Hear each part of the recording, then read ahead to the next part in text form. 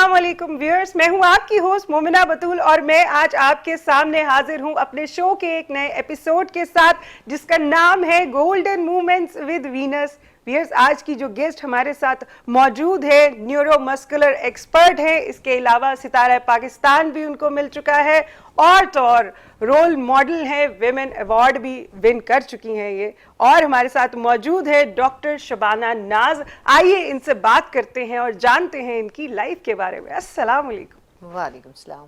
सबसे पहले तो मुझे ये बताएं, माशाल्लाह से इतना आपने अचीवमेंट्स हासिल की हैं, तो वो किस तरह से पॉसिबिलिटी हुई? बिस्मिल्लाहिर्रहमानिर्रहीम। सबसे पहले तो शुक्रिया आप लोगों का कि आपने इज्जत दी और इनवाइट किया। और माशाल्लाह आपका शो बहुत अच्छा जाता है और हम देखते हैं आपका वे ऑफ टॉकिंग बहुत पसंद है मुझे। अरे यही तो सुनना चाह रही थी मैं। तो माशाल्लाह बहुत अच्छा जा रहा है जी। देखें, जिस तरह से हर इंसान की कोशिश होती है कि वो अपनी लाइफ में आगे बढ़े, मोटिवेशन होता है। मेरी लाइफ में भी यही है कि मैंने शुरू से मेरा एक एम था जिंदगी में कि मैंने आगे बढ़ना है। बस उसी एम के तहत पहले हमने मेडिसिन की, मेडिसिन के बाद फिर स्पेशलाइजेशन की और इस तरह से ये स्टार्ट हुई जर्नी। करते करते 30 इयर्स हो गए मुझे अपने फील्ड। क्या चीज मोटिवेट करती थी शबाना नाज को? मुझे मोटिवेशन मिलता था कि जब कोई लोग, ऐसे लोग जो मजबूर होते थे या बीमार होते थे, जैसे फैमिली मेंबर्स या कोई, तो मैं ये सोचती थी कि मेरे पास कोई ऐसा सोल्यूशन हो कि मैं इनको ठीक कर दूं। तो जब बच्चे थे उस वक्त तो कोई ऐसा सोल्यूशन नहीं होता था, लेकिन फिर उसके साथ साथ जहन में ये आया कि मतलब पेरेंट्स का भी साथ में ये था कि मोटिवेशन कि भाई आपने डॉक्टर बनना है ताकि आप लोगों के काम आ सके।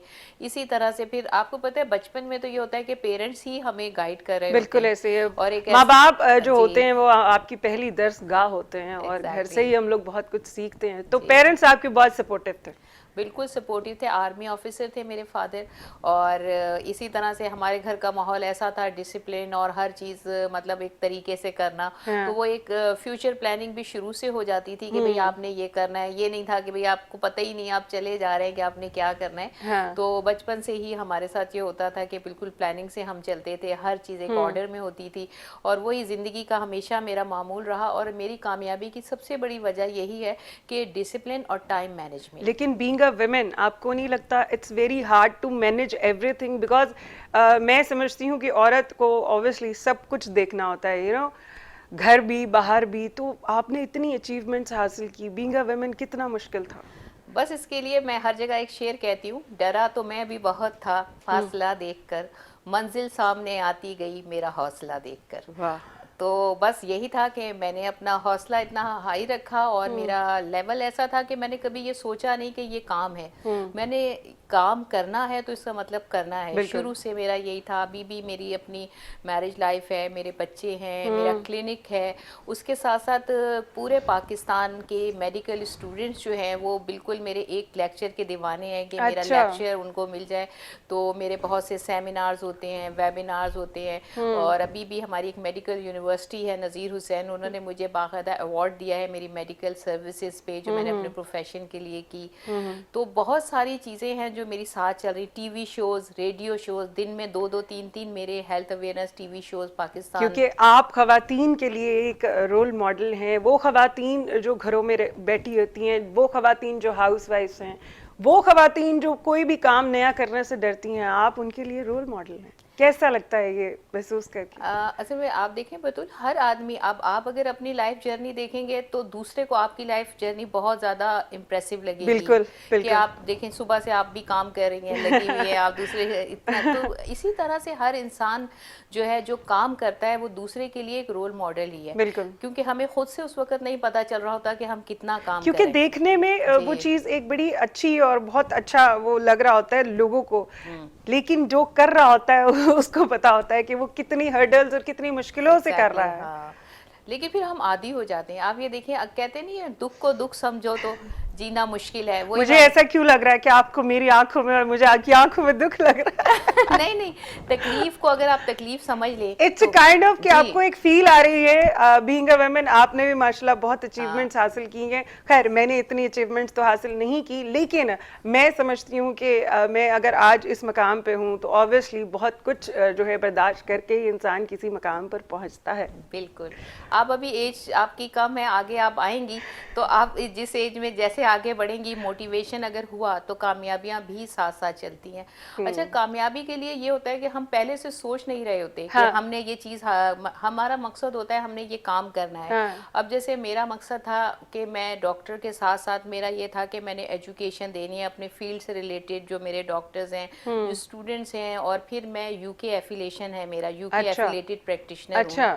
तो डिफरेंट टेक्निक्स हैं जिसमें ड्राई नीडलिंग है, कपिंग है, मैनिपुलेशन है, तो इसकी मैं सर्टिफाइड प्रैक्टिशनर हूँ यूके की। तो ये सारी चीज़ें हर आदमी नहीं कर सकता, तो जो स्टूडेंट्स हमारे पाकिस्तान में हैं, तो मैंने कोशिश ये की कि वो स्टूडेंट्स जो अफोर्ड नहीं कर सकते, मैं उन्हें पाकिस्तान में ये चीज़ें सिखाऊँ। तो मेरा मकसद सिर्फ ये था कि मैं फैसिलिटेट करूँ अपने पाकिस्तानी स्टूडेंट्स को जिनमें टैलेंट है। तो बस वो जज्बा था, आगे बढ़ता गया, लोग इतना सराहा लोगों ने, तो आज अल्लाह ताला ने बड़ी इज्जत दी है, बहुत सारे अवार्ड्स मुझे मिले, बहुत सारी अब भी अप्रिसिएशंस इतनी हैं, आप यकीन करें कि यही फील्ड आपने क्यों चुनी? Neuromuscular is a very different field I guess. मैंने पहली दफ़ा मेरे ख्याल में किसी डॉक्टर का सुना है कि कोई डॉक्टर न्यूरोमस्कुलर है, जो कि आप थोड़ा सा इसको ब्रीफ करेंगी? जी ये फील्ड एक्चुअली ये इतना ज़्यादा हमारे यहाँ हर आदमी दर्द में मुब्तला है। बिल्कुल बिल्कुल, आजकल आपको पता है काम करने की वजह से बैठे बैठे इंसान की जो है नर्व्स जो है वो थक जाते हैं, बिल्कुल बिल्कुल, पट्टे जो होते हैं वो बेकाबू हो जाते हैं। एग्जैक्टली क्योंकि जितना आजकल हमारे यहाँ प्रॉब्लम है लोगों को, मसल्स, बोन्स, जॉइंट्स, ये तो बहुत कॉमन है ना, उसकी हमारी स्पेशलाइजेशन इसी में है, न्यूरोमस्कुलर में, यानी कि आपके जोड़ों का दर्द, पट्टों का दर्द, आपकी कमर का दर्द, गर्दन का दर्द। इसके लिए मेडिकेशन होती है, मेडिसिन होती हैं? जी मेडिसिन भी होती हैं। एक्चुअली कोई भी ट्रीटमेंट जो होता है उसका मतलब इसको हम ये कहते हैं कि हमारा एक सीढ़ी की तरह एक लेडर होता है जिससे हम ट्रीट करते हैं। उसमें अगर आपका एक्यूट स्टेज होता है, मेडिसिन होती हैं, साथ में सपोर्टिव ट्रीटमेंट होता है। सपोर्टिव ट्रीटमेंट में हम पॉस्चर मतलब अपने पेशेंट्स को किस तरह उठना है, बैठना है, कौन सी चीज़ें इस्तेमाल करनी है, कौन सी चीज़ें नहीं इस्तेमाल करनी, वॉक करनी है, एक्सरसाइज करनी है, ये सारी चीज़ें हम बताते हैं अपने पेशेंट्स को। और बस डिफरेंट चीज़ें हैं इसमें, डिफरेंट टाइप के ट्रीटमेंट्स हैं। अब जैसे मैंने आपको बताया कपिंग, डायनामिक कपिंग आ गई है, वो भी वो What है। is this cupping dynamic? जैसे हुजामा की वेस्टर्न फॉर्म है, ये वेस्टर्न मतलब है, एडवांस फॉर्म है, जो कि अमेरिका, यूके हर जगह इस्तेमाल होती है। इसके अलावा ड्राई नीडलिंग है जो all over the world use हो रही है, यूरोप में, अब हम पाकिस्तान में भी उसको इस्तेमाल कर रहे हैं। स्पाइनल मैनिपुलेशन है हमारी, जैसे मैनिपुलेशन दर्द है आपके जॉइंट में, डिस्क में, तो उसके लिए। इसी तरह से स्पोर्ट्स इंजरीज एंड रिहैबिलिटेशन, इसमें भी मेरा यूके सर्टिफाइड प्रैक्टिशनर। तो कौन सी एज ग्रुप के ज़्यादा आपके पास जो है पेशेंट्स आते हैं? पेशेंट्स हर एज ग्रुप के आते हैं। अच्छा पहले ये होता था कि ज़्यादातर जॉइंट पेन और ये होता था बूढ़े लोगों में, आपने देखा होगा, या फिर एथलीट्स हैं जो उनमें होता था। अब लेकिन क्योंकि आप देखें छोटा बच्चा भी, वजह क्या है कि हमारे यहाँ विटामिन D3 कितना कम है बच्चों में, हीट का, वो धूप का एक्सपोजर ही नहीं है उनका, और बैठे हुए एक जगह, ना वॉक है ना एक्सरसाइज है। शुगर के पेशेंट। बट डॉक्टर साहब यहाँ पे ये नहीं है कि बच्चे जो हैं वो मोबाइल के ज़्यादा आदी हो गए हैं, फिजिकल एक्टिविटी कोई नहीं है, उसकी वजह से भी प्रॉब्लम्स होती हैं? वही बात मैं कह रही हूँ कि ये बैठे जो रहते हैं, आप देखें सारी रात जागते हैं, इनकी नींद डिस्टर्ब होती है, इनके ग्रोथ हार्मोन्स इसकी वजह से डिस्टर्ब होते हैं, उनका वेट गेन कर लेते हैं।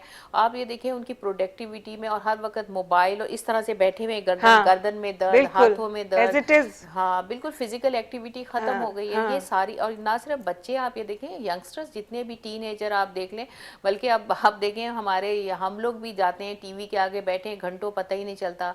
लैपटॉप पे हम बैठ जाते हैं, फेसबुक पे, व्हाट्सएप पे बैठे हैं, तो घंटों पता ही नहीं चलता। ये सारी चीजें जो है वो हमारे मसल्स को वीक करती हैं, हमारी एक्टिविटी, हमारी भूख को खत्म करती हैं, हमारी मेटाबॉलिज्म खत्म करती हैं, हमारा सन एक्सपोजर खत्म करती हैं। तो ये सारी चीजें ओवरऑल हमारी क्वालिटी ऑफ लाइफ को बहुत ज्यादा डिस्टर्ब कर रही हैं। But don't you think about this कि जब आप फेसबुक पे या फिर आप लैपटॉप के सामने बैठे हो तो फिर आपको टाइम का पता नहीं चलता? और ये होता है क्योंकि आप अपने उस काम में इतना वो हो जाते हो, महव हो जाते हो कि आपको टाइम का नहीं पता चलता, और वही आप काम में अपना आपको लगा दें, आप थक जाएंगे। एग्जैक्टली देखें, वही मैं आप उसे कही ना, इतने काम हम कैसे, हमने टाइम की मैनेजमेंट करना सीखी है। आपने एक टाइम, ठीक है आप फेसबुक पे बैठे, लेकिन आप एक टाइम, कैलकुलेटेड टाइम होना चाहिए कि ठीक है आपने आधा घंटा, 1 घंटा आपने बैठना है। और ये सब चीज़ें भी ज़रूरी हैं, आपकी मेंटल हेल्थ भी ज़रूरी है, आपकी नॉलेज भी ज़रूरी है, आपने इंटरनेशनली वर्ल्ड से आपने कनेक्ट होना है, आपने अपने प्रोफेशनल नॉलेज के लिए भी ज़रूरी है, आपने सोशल लाइफ की, क्योंकि हर जगह मेरे जब हेल्थ अवेयरनेस सेशन आती है, मैं लोगों को बताती हूँ हेल्थ का मतलब ये नहीं होता कि आप जैसे हम बैठे हैं भले चंगे तो हम हेल्दी हैं, नहीं। हेल्थ का मतलब होता है आपकी मेंटल हेल्थ, आपकी यानी जहनी तौर पे आप रिलैक्स हो, सही, स्ट्रेस फ्री सही। हो, सोशल हेल्थ। और आप स्ट्रेस फ्री तभी हो सकते हो जब आपके जो मसल्स हैं वो रिलैक्स करेंगे। एग्जैक्टली और सोशल हेल्थ ये भी हेल्थ का एक पार्ट है। सोशल हेल्थ में आता है आप कैसे अपने दोस्तों से मिलते हैं, कैसे रिश्तेदारों से हाँ। मिलना, अपने कुलीग से आपका रिलेशनशिप, हाँ। आपकी ये सारी चीज़ें सोशल हेल्थ में आती हैं। और उसके साथ साथ आपकी स्पिरिचुअल हेल्थ। स्पिरिचुअल हेल्थ का मतलब होता है आपको अपने मज़हब से कितना लगाव है, कितनी सही, कनात है, सही। ये सारी चीज़ें हमारी हेल्थ का पार्ट है। बिल्कुल। हम लोग अगर इस किसी एक डोमेन में भी हमारा नहीं है तो इसका मतलब ये हुआ कि हम हेल्दी नहीं हैं। अगर हम इस बारे में बात करें तो मेरा ये कहना गलत नहीं होगा कि हर बंदा जो आजकल है, इसका मतलब है हर बंदा बीमार है। सब बीमार नहीं है। सब बीमार इस इन द सेंस मैं इसलिए कह रही हूँ क्योंकि ऑब्वियसली अभी आपने इतनी सारी चीज़ों का नाम लिया, तो जब इंसान जो है वो अपने कुलीग्स के साथ एक अच्छा बिहेव नहीं रखेगा, यही बात कर रही हैं आप, हाँ। वो एक हेल्दी बिहेव, एक पॉजिटिव बिहेव नहीं रखेगा, तो इसका मतलब यही है ना वो मज़हब को पूरा टाइम दे रहा है। आजकल के लोग इसी तरह के हैं, मैं समझती हूँ, मैं भी ऐसी हूँ, ना मज़हब को प्रॉपर टाइम मिल रहा है, ना कुलीग्स को हंस के आप बात कर रहे हैं, बल्कि आप घर में भी आप चिड़चिड़ेपन से रहते हैं। तो इसका यही मतलब है कि आपके मसल्स जो होते हैं वो रिलैक्स नहीं होते। आपकी नर्व्स, बिल्कुल आपका नर्वस, देखिए नर्वस सिस्टम, ब्रेन जो है हमारा वो मेन कंट्रोलिंग टावर है हमारी बॉडी का। हम जो सोचते हैं वो हमारी बॉडी के ऊपर एक्शन होता है। अगर आप खुश होते हैं, रिलैक्स होते हैं, तो आपकी बॉडी से हैप्पी हार्मोन रिलीज होते हैं।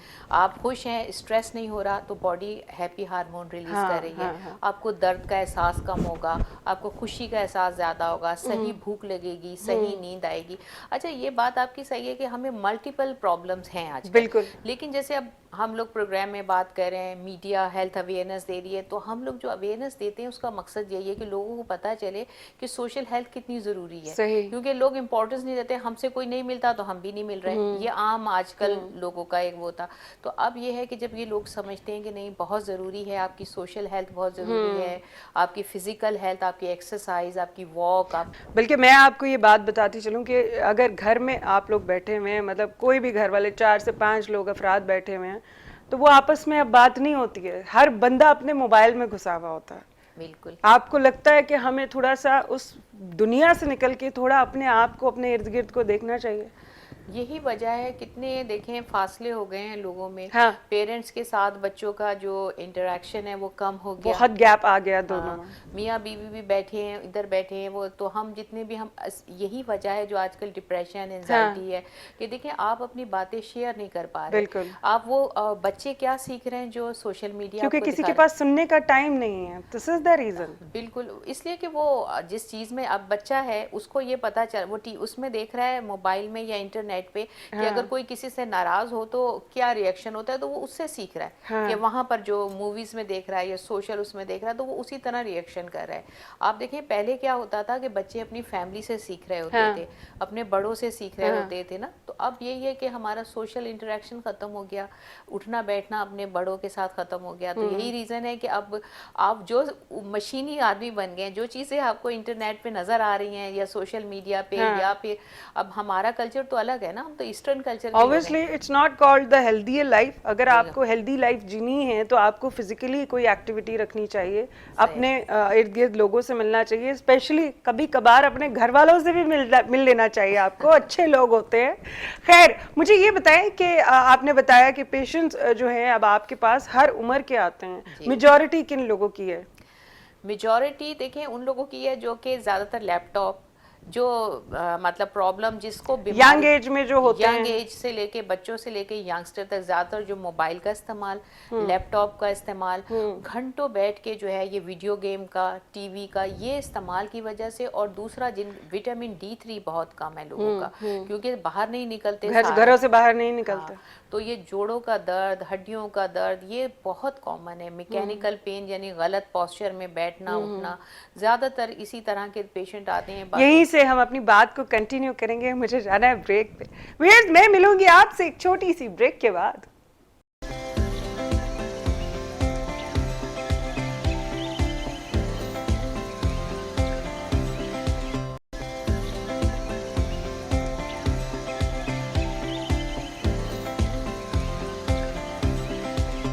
वेलकम बैक व्यूअर्स, हम आ गए हैं ब्रेक के बाद और हम बात कर रहे थे कि लोगों को जो है मोबाइलों से बाहर निकल के अपने आसपास की दुनिया भी देखनी चाहिए। तो पेशेंट्स जो हैं आपके पास जब आते हैं तो ऑब्वियसली डॉक्टर जो होता है आधी उसकी तकलीफ जो है वो सुन के और पेशेंट सुना के बड़ा रिलैक्स हो जाता है। आपका रिएक्शन क्या होता है? बिल्कुल देखें, ये तो हमारा मतलब जॉब का पार्ट है। It's like a feel. Obviously अगर आपके पेशेंट को पेन हो रहा है तो आपको जब तक ये एहसास नहीं होगा कि उसको दर्द हो रहा है तब तक आप उसको सुनेंगे नहीं। एग्जैक्टली ना। तो आपका रद्द अमल क्या होता है? देखिए, हमारे पास तो जब पहले पेशेंट आता है तो ये हमारा मेडिकल का असूल होता है कि हमें असेसमेंट करनी होती है। उस असेसमेंट में हमें उसकी मॉरल वैल्यूज भी देखनी होती हैं, उसका प्रोफेशन देखना होता है, मतलब ओवरऑल हमें उसकी पर्सनैलिटी मतलब आप पूछते हैं कि वो क्या करते हैं और एग्जैक्टली ये हमारे पार्ट ऑफ ट्रीटमेंट होता है। हर एक मेडिकल डॉक्टर्स को पता है। इसको असेसमेंट कहते हैं, सब्जेक्टिव असेसमेंट, ऑब्जेक्टिव असेसमेंट कहलाती है। उसमें हम पेशेंट को पूरा हम उसका फैमिली बैकग्राउंड तो हमें मतलब अंदाजा हो जाता है कि ये पेशेंट जो है किस वजह से इसको ये प्रॉब्लम है। तो अच्छा डॉक्टर की कोशिश यही होती है कि पेशेंट को पहले रिलैक्स करें, मतलब उसको ये पता ही ना चले कि ये भी पार्ट ऑफ ट्रीटमेंट है कि आप उसकी मेंटल हेल्थ के ऊपर काम कर रहे हैं। सबसे पहले तो हम मेंटल हेल्थ पे काम करते हैं। बिल्कुल। एक डॉक्टर अगर प्यार से पेशेंट से बात करता है और डॉक्टर के कहे हुए जो अल्फाज हैं वो पेशेंट के लिए ऐसे होते हैं कि जैसे एक दवा का काम करते हैं। बिल्कुल ऐसा ही। अगर हम पेशेंट को कहते हैं ना, आप ये तो कुछ भी नहीं, आप 2 दिन में ठीक हो जाएंगे, और वो वाकई ठीक भी हो जाते हैं, लेकिन उस वक्त उसका कॉन्सेप्ट भी हो जाता है कि मुझे कुछ भी नहीं है, डॉक्टर कह रहा है तो मैं 2 दिन में ठीक हो क्योंकि आपको पता है कि अल्लाह के बाद जो है इंसान जो है वो अगर इलाज करता है तो वो डॉक्टर पे करता है। डॉक्टर हमारे यहाँ किसी मसीहा से कम नहीं होते। खैर, मुझे ये बताएं आपको कितना अरसा हो गया इस फील्ड में? 30 इयर्स। मुझे ये बताएं 30 सालों में आपने ऑब्वियसली बहुत सारे पेशेंट्स देखे होंगे और आपका एक अरसा है, 30 साल का एक्सपीरियंस है आपके पास। कोई एक ऐसा वाकया याद है जो अनफॉरगेटेबल हो, ना भूलने वाला? असल में हमारी ज़िंदगी रोज़ एक नया एक्सपीरियंस हम गेन कर रहे होते हैं ना, रोज़ाना कोई भी ऐसा एक्सपीरियंस। बहुत सारे देखें ऐसी चीज़ें हैं हमारे पास, पेशेंट की एग्जांपल्स हैं, ऐसे हमारे पास हिम्मत वाले पेशेंट। अच्छा, इस वक्त मैं आपसे जो शेयर करूंगी वो चीज़ें जो कि पेशेंट की विल पावर के ऊपर है। हम ट्रीटमेंट तो सब डॉक्टर्स अपने दिल से करते हैं, जान से करते हैं, हर एक पेशेंट से सेम, लेकिन ट्रीटमेंट का जो डिपेंड करता है वो पेशेंट की मोटिवेशन और उसकी विल पावर पे भी होता है। अभी हमारे पास एक पेशेंट आया था तो उसका एक्सीडेंट हुआ, मोटरसाइकिल पे जा रहा था, आगे जो है उसके ट्रक था, पीछे मोटरसाइकिल और पीछे वैन। उसमें उसकी मोटरसाइकिल दब गई, उसका जो भाई था उसका ऑन द स्पॉट डेथ हो गई थी, वो पीछे बैठा हुआ था। उसके ट्रक उसके ऊपर से गुजर गया जो वेन का पैर था, तो उसके पूरे दोनों लेग्स जो है उसकी फ्रैक्चर हो गया। अब वो सब हॉस्पिटल में हर जगह डॉक्टर्स ने कहा कि इसकी दोनों टांगे जो हैं वो काट दी जाएंगी क्योंकि अच्छा, उसके बाद हुआ ये कि जब वो हम लोगों के पास आया, हमारे सर्जन के पास आया, उन्होंने ये कहा कि देखें हमारा भी डिसीजन यही है, लेकिन उस पेशेंट का ये है कि सिर्फ ना 2%, 1 to 2% जो है वो चांस ये है कि इसकी टांग बच सकती है, हम प्लास्टर लगाएंगे, लेकिन उसमें जो है वो पेशेंट को मतलब कुछ हमारे ऐसे प्रोसीजर हैं वो करने होते हैं कि उसे खड़ा करना है, उसको वॉक करना है ताकि उसकी सर्कुलेशन आए। बहरहाल वो करा, तो उस वक्त उस पेशेंट ताकि थोड़ा बहुत मूवमेंट रहे, तो हमने उसको पेशेंट को जब हम खड़ा करते थे तो उसके इस तरह से पस जो है वो इस तरह पस, और वो जो प्रॉब्लम होती थी वो इतनी तकलीफ उसे होती थी, वो कहता था कि नहीं आप मुझे खड़ा करें, जो आप लोगों ने करना है, मैंने अपनी टांगे नहीं कटने देनी, मैंने हर हाल में जो है वो अपने पैरों पे चलना है। और आप यकीन करें कि मेरा हाल है 10 से 15 दिन के अंदर जो है उसकी अल्लाह पाक ने इतनी उसकी हीलिंग प्रोसेस किया, तो उसकी टांगे जो हैं वो डिफरेंट सर्जरीज खैर हुई लेकिन उससे काटने से बच गई। अच्छा। तो ये जी बिल्कुल ये विल पावर के ऊपर होता है। इस तरह से उसका हुआ। इसी तरह से एक और हमारा पेशेंट था कि उसको ये कोई शिकारपुर पुलिस में था, वो उसका बैठे उसको एक जीबी सिंड्रोम होती है, एक डिजीज हुई, और वो एकदम 25-30 साल का लड़का था, और वो वहीं पे जो है उसको पैरालिसिस हुई और सिर्फ उसकी आंखें चलती थी वहीं पे। 25 साल का उसको सारे डॉक्टर्स ने मतलब फुल बॉडी जो है वो पैरालाइज हो गई थी। इस डिजीज में ऐसा ही होता है और रिकवरी के चांसेस बहुत कम होते हैं। सब डॉक्टर्स ने जवाब दे दिया उसको। तो उसके बाद फिर ये रेफर हुआ कि डॉक्टर्स ने कहा कि इसको थोड़ा सा ट्रीटमेंट दें, थोड़ी इसकी मूवमेंट्स हो ताकि इसको जख्म ना हो, बेड सोर्स ना हो, हमारे पास आए। तो मेरे साथ मेरे हस्बैंड भी होते हैं, मेरे हस्बैंड भी डॉक्टर हैं। अच्छा। तो उसको मेरे हस्बैंड ने देखा, तो उस वक्त हमें ये था कि बस हम जस्ट हमने ट्रीटमेंट करना है, जाहिर है उसकी तो होप ही नहीं होती। तो मेरे हस्बैंड ने कहा कि आपकी मदर जो है वो जिंदा है, इवन वो बोल भी नहीं सकता था, कुछ भी नहीं, सिर्फ आंखों से। सिर्फ आंखें चलती हाँ, थी।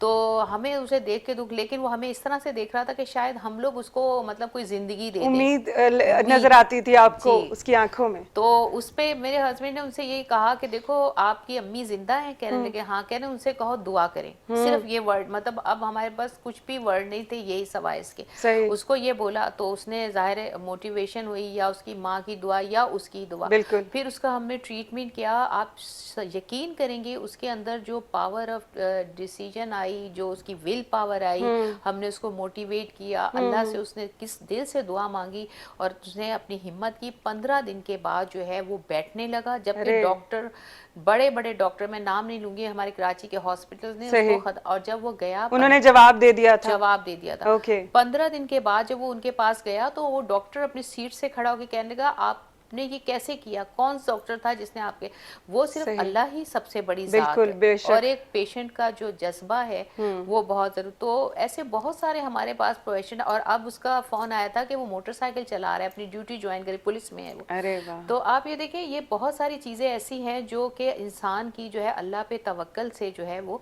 होती हैं, और पेशेंट की विल पावर से। बिल्कुल, अल्लाह पे तो तवक्कल होता ही है। मैं वही बात कहूँगी, डॉक्टर्स पे अल्लाह के बाद जो है वो डॉक्टर मसीहा समझा जाता है। बिल्कुल। मेरी भी खैर आंखों में एक ऐसा एक्सीडेंट हुआ था, तो डॉक्टर पे ही सारे रिलाय कर रहे थे। वो बेचारा वो यही कह रहा था कि आप अल्लाह से दुआ करें। ठीक है, अल्लाह अल्हम्दुलिल्लाह अल्लाह ही सारे काम करता है, लेकिन डॉक्टर की अगर एक जो थोड़ी सी हमदर्दी होती है, अगर डॉक्टर दिखा दे, पेशेंट के अंदर नई जिंदगी आ जाती है। बिल्कुल बिल्कुल।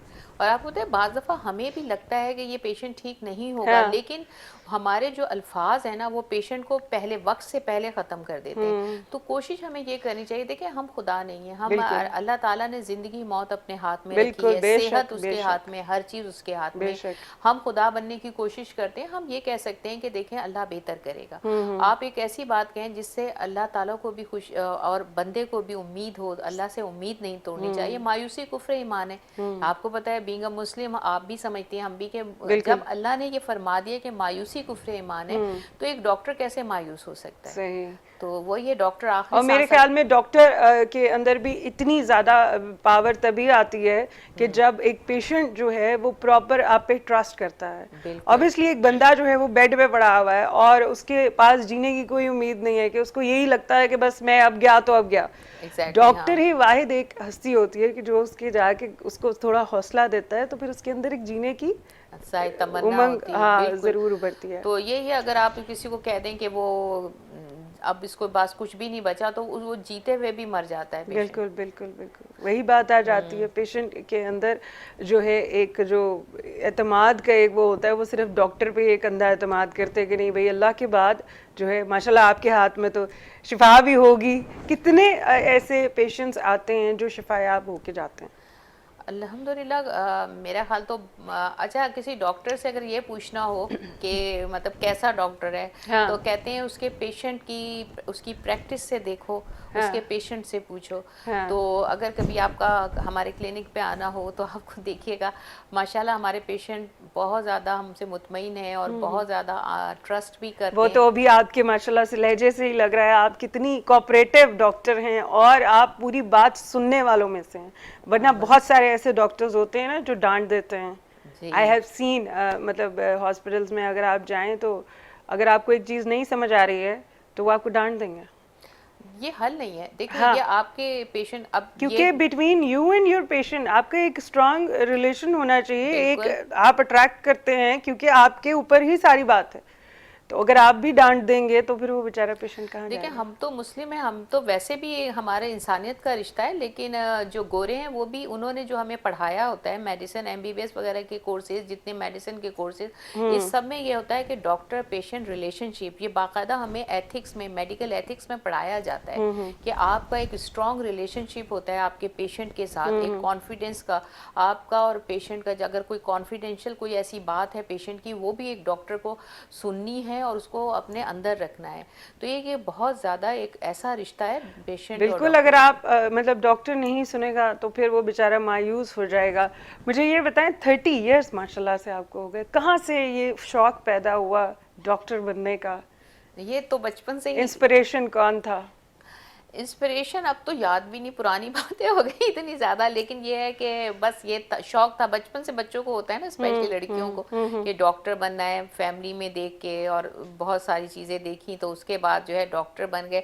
लेकिन असल चीज़ ये थी कि आप डॉक्टर बनने के बाद कि आपने अपने फील्ड में कितनी मेहनत करें और आप उसमें कितना नाम कमाएं। अच्छा, मैंने जो काम किया वो हर डोमेन में काम किया ना, मैंने अपने फील्ड में भी काम किया, मैंने अपने एजुकेशन के लिए भी काम किया, फिर मैंने हेल्थ अवेयरनेस सेशंस के लिए भी काम किया all over the world, Pakistan से बाहर, और इसी तरह से मतलब मैंने चारों तरफ से हर चीज़ में जो है वो कोशिश यही की कि अपनी ज़िंदगी को एक मुकम्मल ज़िंदगी बनाऊं जो अल्लाह ताला ने अता की है, मेरी वजह से कितने लोगों को फ़ायदा हो। तो आप बहुत हद तक कामयाब हो चुकी हैं और अल्लाह करे आपका ये सफ़र जो है वो आगे और बढ़ता जाए। मुझे ये बताएं, स्कूलिंग आपकी कहाँ से?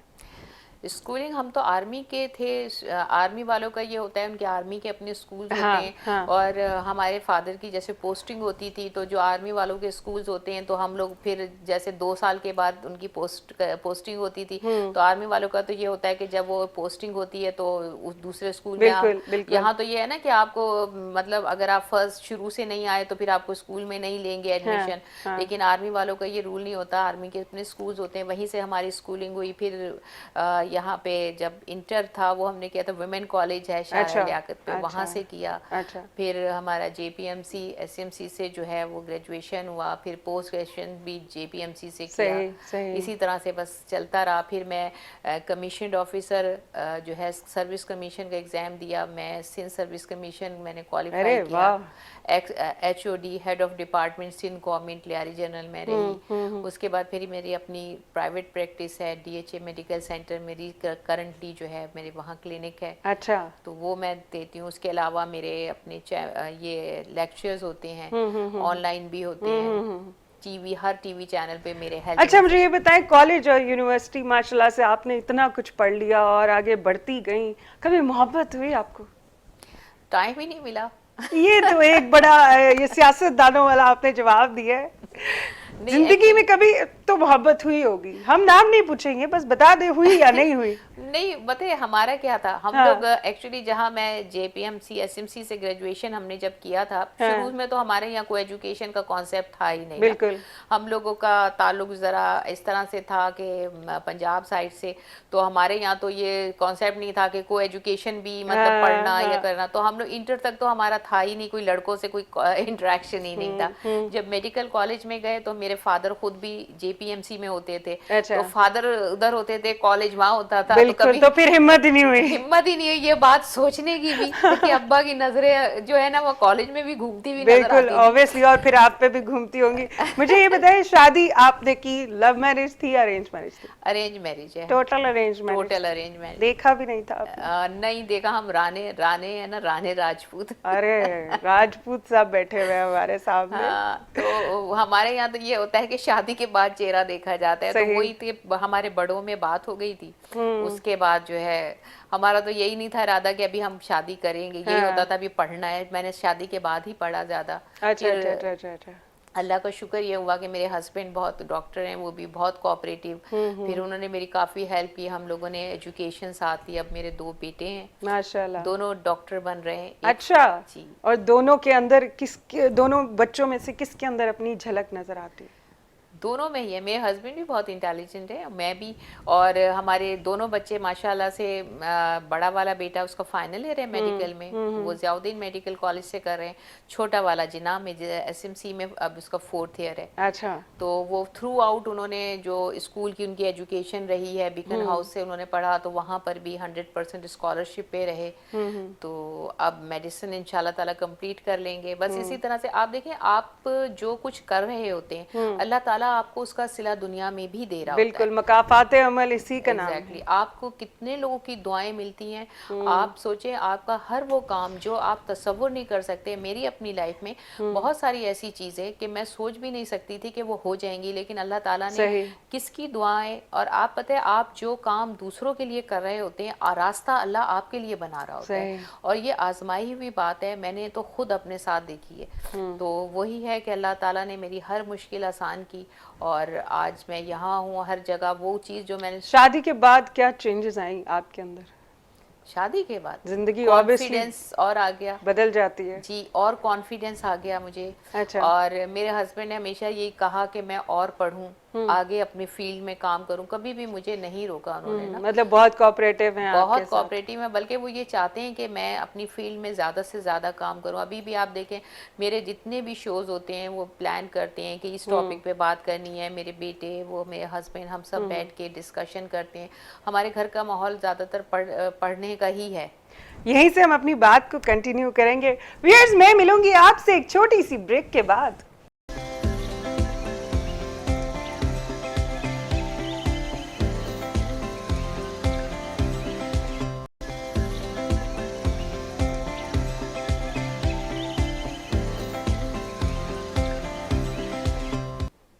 वेलकम बैक व्यूअर्स, हम आ गए हैं ब्रेक से वापस और डॉक्टर साहबा के साथ बड़ी अच्छी और बड़ी मजे मजे की चिटचाट चल रही है। डॉक्टर साहब, मुझे ये बताएं कि खाने में क्या पसंद है आपको? खाने में क्या पसंद है? खाने में वो चीज़ें पसंद है जिससे मोटे हो जाते हैं। ना करें, आप तो लग ही नहीं रही, आप तो इतनी स्मार्ट हैं।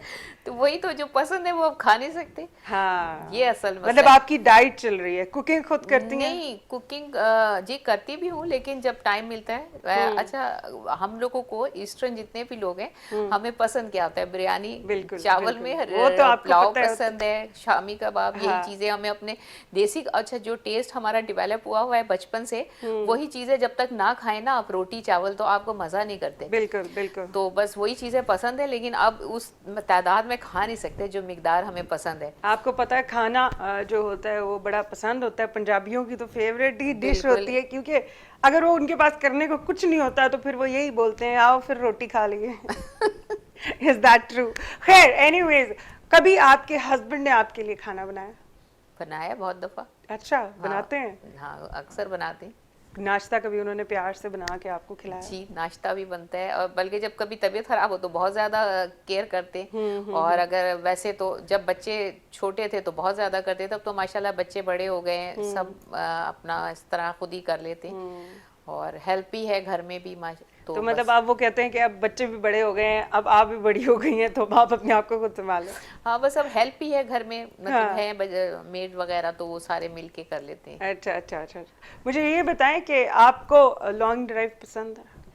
पसंद है, मैं खुद Long भी drive? ड्राइव करती हूँ। खुद ही ड्राइव करती हैं? साथ में हस्बैंड को बिठा के लॉन्ग ड्राइव पे चली जाती हाँ, हैं? लेकिन मेरा पहले करती थी। मुझे वैसे ड्राइविंग कभी भी पसंद नहीं आई, कभी भी पसंद नहीं है। मतलब ड्राइव करना अच्छा नहीं लगता? अच्छा नहीं लगता। सेम लाइक मी ना, मेरे हाँ। जैसी हैं आप। हाँ, हालांकि मैं ड्राइव करती हूँ, बहुत अरसे से, कॉलेज लाइफ से करती हूँ, लेकिन हाँ। मतलब गाड़ी हो तो मेरी कोशिश होती है कोई दूसरा ड्राइव कर ले। बट आई जस्ट थॉट कि जो ड्राइवर होता है उसको चारों तरफ देखना पड़ता है। एग्जैक्टली ना। हाँ, क्योंकि ऑब्वियसली उनके साथ आपके साथ लोग जो बैठे होते हैं उनकी जिंदगियों का सवाल होता है। बिल्कुल। तो अक्सर बेशतर मैं यही बोलती हूँ कि नहीं भाई, मुझसे ड्राइव नहीं होती है, क्योंकि चारों तरफ नजर रखना बिल्कुल बड़ा मुश्किल हो जाता है। हाँ, और साथ में अगर आपकी कोई मेल है, जैसे बेटा है, हस्बैंड है, तो कोशिश यही होती है ये लोग ही ड्राइव कर ले। सही सही। मेरी तो यही कोशिश होती है पूरी। म्यूजिक किस तरह का पसंद है आपको? म्यूजिक, लाइट म्यूजिक पसंद है मुझे। लाइट म्यूजिक मतलब गजलें सुनती हैं? जी, जैसे मेहदी हसन बहुत पसंद है।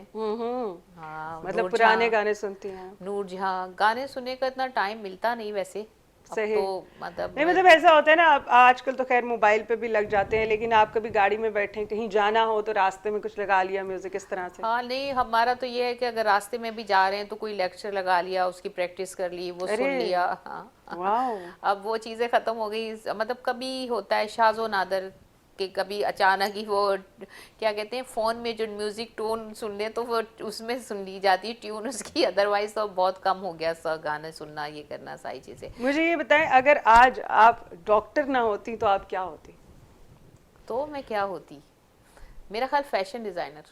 Fashion designer? वो तो आपकी ड्रेसिंग सेंस से मुझे पता चल रहा है। माशाल्लाह, यू लुक फैबुलस, बहुत प्यारी लग रही है आप।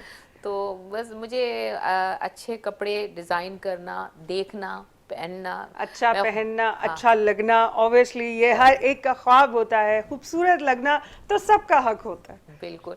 और अच्छे लोगों को देखना, अच्छा। मुझे ये भी पसंद है। अच्छे लोग, जो लोग अच्छी ड्रेसिंग करते हैं, मुझे उनको देखने में भी बहुत अच्छा लगता है। सही। पहले मैं जब शादी में या किसी भी फंक्शन में अब तक जाती हूँ तो लोग दोस्त बनाते हैं, मैं सिर्फ खामोशी से लोगों को देख रही होती हूँ, उनकी ड्रेसिंग देख रही होती हूँ, उनके एटीट्यूड्स देख रही होती हूँ। मुझे बड़ा अच्छा लगता है। अच्छे लोगों को ऑब्जर्व करना आपको अच्छा लगता है? हाँ कुछ पता चलता है देख के लोगों को? क्या हाँ, ऑब्जर्वेशंस होती हैं बस आपकी? ये कि फॉर सपोज अगर सामने एक बंदा आ रहा है तो उसने कपड़े वपड़े भी बड़े अच्छे पहने हुए हैं, बंदी आ रही है, बीइंग लेडी, तो आपको पता चल जाता है देख के किस तरह का बंदा होगा ये? देख के तो नहीं, बोलने से पता चलता है उसके। मतलब आप थोड़ी देर अगर उनसे बात करें तो तो आपको हाँ पता चल जाता है? जी बिल्कुल, उस ज़ाहिर है अंदाज़ा हो जाता है अगले के। अक्सर देखें आप, इतने अच्छे लोग होते हैं, देखने में इतने वेल बिहेव, लेकिन उनकी एक छोटी सी बात, गुजर रहे हैं, धक्का दे के गुजर गए, स्पेस नहीं मिल हाँ, रही। जैसे अगर आप शादियों में तकरीबात में जाएं, खाने पे आपको पता चलता है किसकी क्या पर्सनैलिटी आपको है। पता ही है खाने का जब ऐलान होता है तो हमारे जो पाकिस्तानी भाई हैं वो खाने पे टूट पड़ते हैं।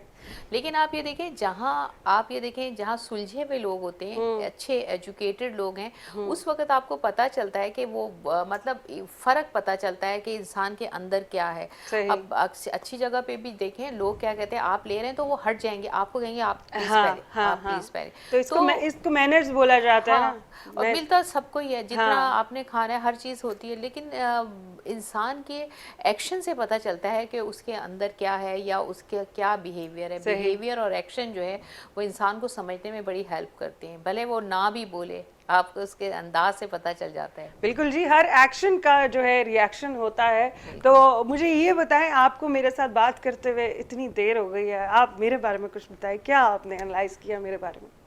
मैं आपकी शो देखती हूँ, मैंने पहले आपको बताया। तो सीरियसली? आपका शो देखा था मैंने पहले।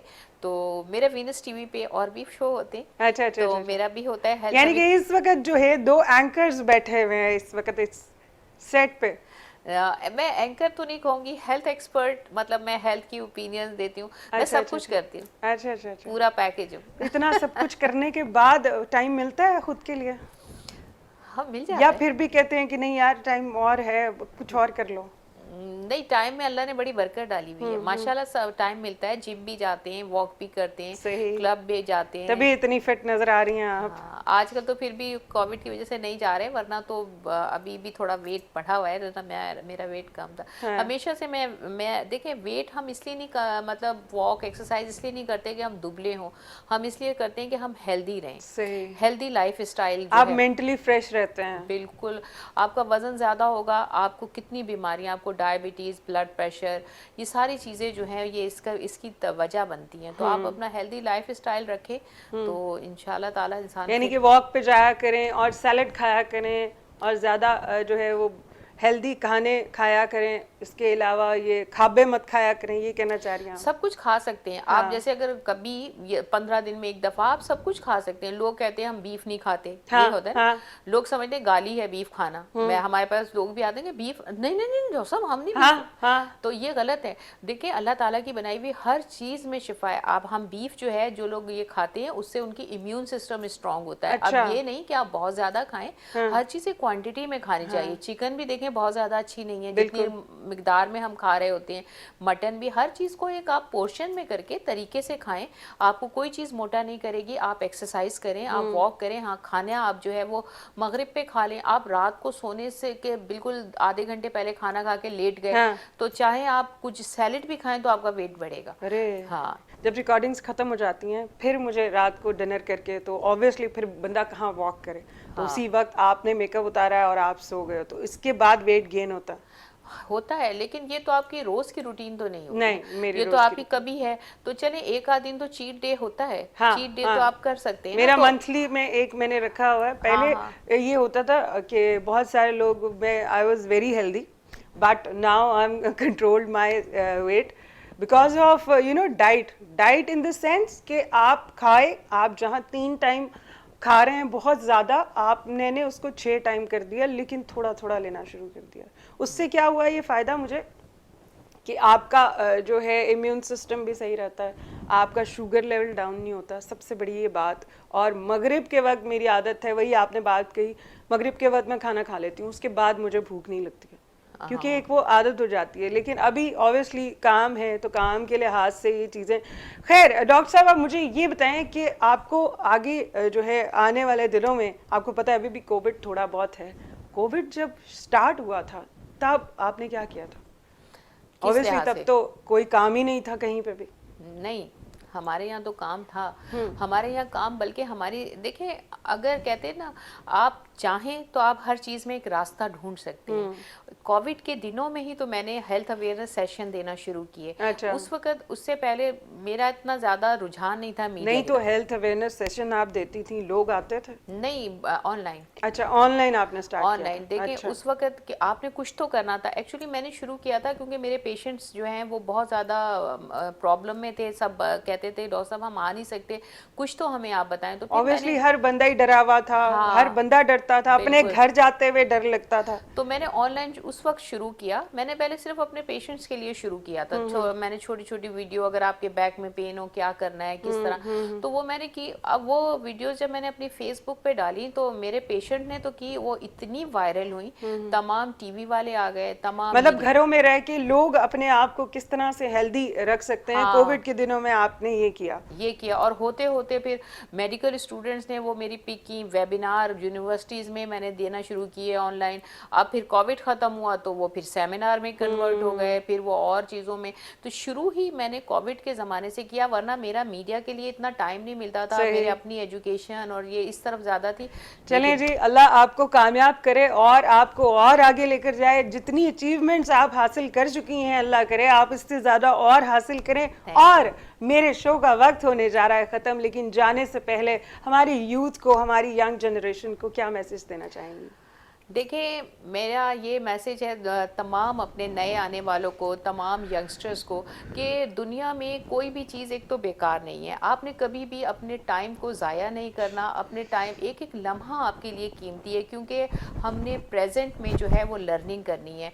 अगर हमने अपने प्रेजेंट में लर्निंग नहीं की तो हमारा फ्यूचर हमेशा के लिए जो है वो डार्क हो जाता है, और हमेशा हम इसी कश्मकश में रहते हैं कि हमने क्या सीखना है।